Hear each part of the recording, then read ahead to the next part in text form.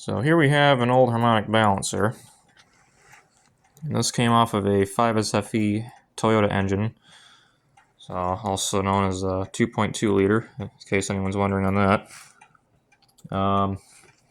It's a quick rule of thumb, when you got an older vehicle, this came off of 2000, so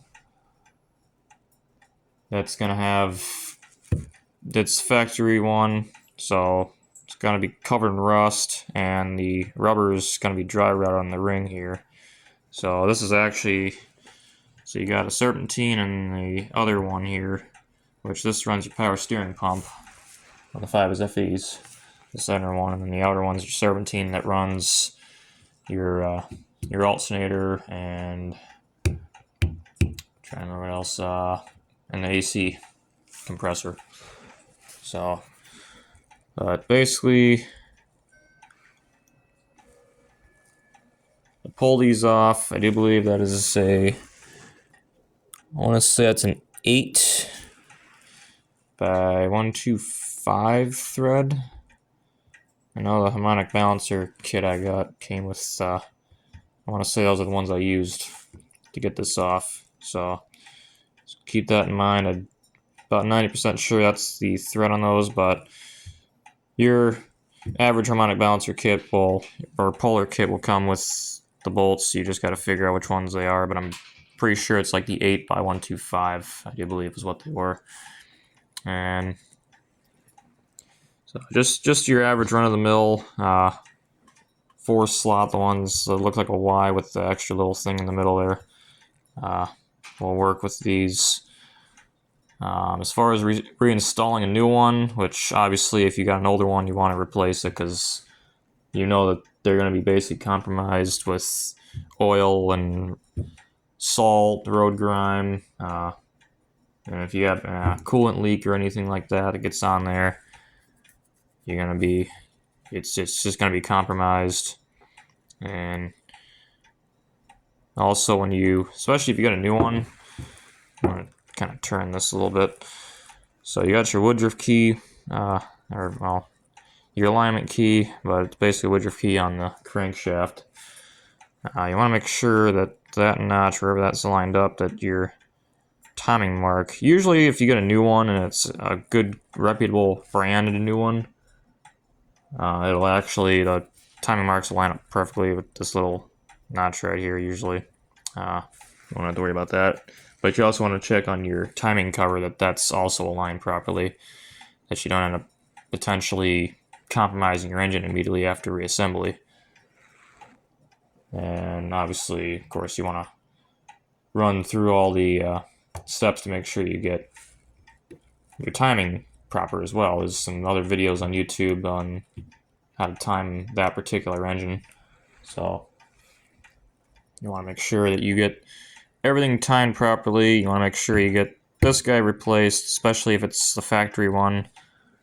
I mean, if you know full well that the engines or the one that's on there has just been recently replaced, or they had to do some work and they pulled it and put a new one on there, or if they pulled it and put the same one back on there, then obviously you want to replace it. So just keep that in mind.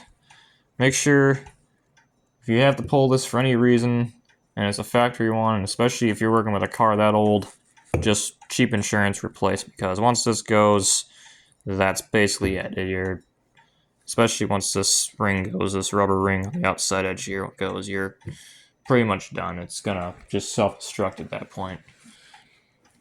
And as far as, like I say, as far as putting the new one on there, just make sure that everything's aligned properly. And I obviously have this engine that I pulled this off all back together, and it's running good, so I know that lining this up and, your alignment key and timing mark, and make sure that's all corresponds to the new one, and same with timing cover. Like I say, just make sure all that's squared away and that you're all aligned. But anyway, as far as putting these back on, if you take like a little bit of like new engine oil and or even like very, very thin layer of like grease or like anti-seize or something like that on the inside of this, I wouldn't recommend putting a lot on, but just like a very thin layer. Usually just engine oil would work fine. That's what I used on the new one. Of course, obviously on a new one, you're gonna have like a layer of rust in here, so that once you start getting it slid on there, you kind of jimmy it back and forth a little bit. My new one just slid right on there, so it should be pretty easy to put it back on. And then you literally just take the bolt and tighten it in with, it's a 19 millimeter wrench, or a socket I used on a 19 millimeter socket on a half drive wrench or ratchet, and tighten that on there. And then to prevent the engine from being able to turn over, I actually took my chart for the torque spec on the crankshaft, or on the bolt, said 103 foot-pounds. I just took a 100 foot-pound torque stick on a impact wrench and just kind of gave it a little once it was tight. Gave it a little bit more of a, probably about a second's worth of a bump, and that's plenty good enough.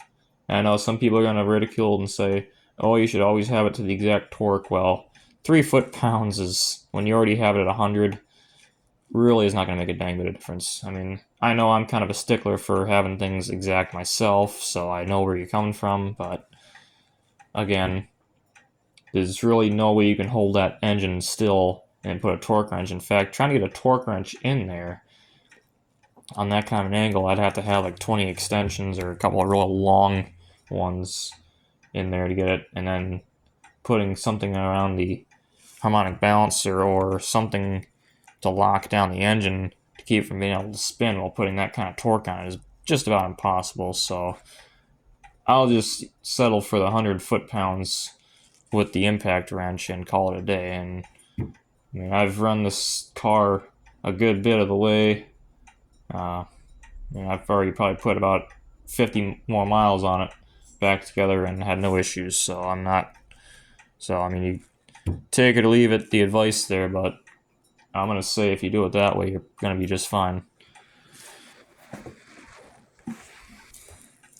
But yeah, that's it for that. Like I say, I mean, you can definitely see this one was kind of starting to go. It's got some dry rot, and so pretty evident. You just replace these things. I mean, can't remember exactly how much they cost. They're not very expensive, honestly. So just literally just cheap insurance. Just, I mean, if you're in there, you're pulling the old one off, just replace it. It's about the best advice I can give you for that. Just replace it. So yeah, if you like this video,